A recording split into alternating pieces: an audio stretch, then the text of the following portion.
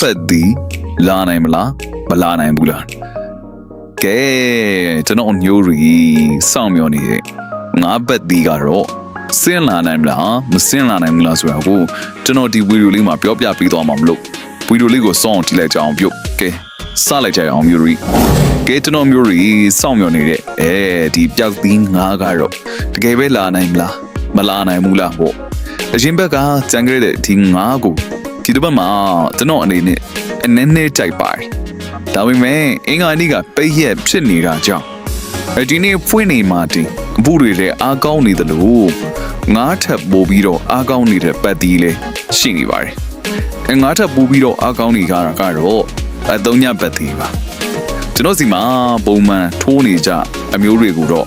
မားတောင်းတန်မွေးတက်ကိုအခမဲ့ပို့ပေးပြီးပါပြီအဲ့ဒီမွေးကတ်ထဲမှာ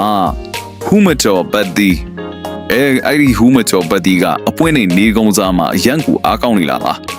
မွေးကတ်လိုချင်တဲ့သူတွေဆိုရင်လည်းပဲအခုဗီဒီယိုမှာမြင်နေရတဲ့ကျွန်တော်ရဲ့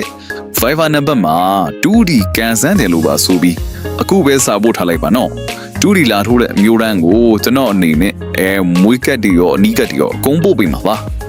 ကဲမနေ့ပြန်ပွင့်နေအတွက်မာဂီကတော့169ပါကဲဒီပျောက်သီးငါးကသာစောစောဆင်းလာခဲ့မယ်ဆိုရင်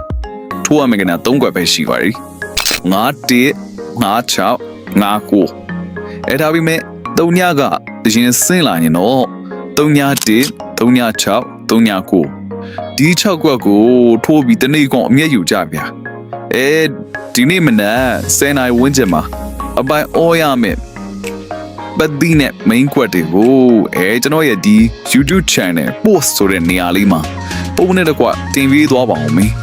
တကွက်ကောင်းလိုချင်တာပဲဖြစ်ဖြစ်မွေးကတ်လိုချင်တာပဲဖြစ်ဖြစ်အခုဗီဒီယိုမှာမြင်နေရတဲ့ Viber မှာလာပြီးတော့ 2D ကန်ဆန်းလိုက်တော့ပြုတ်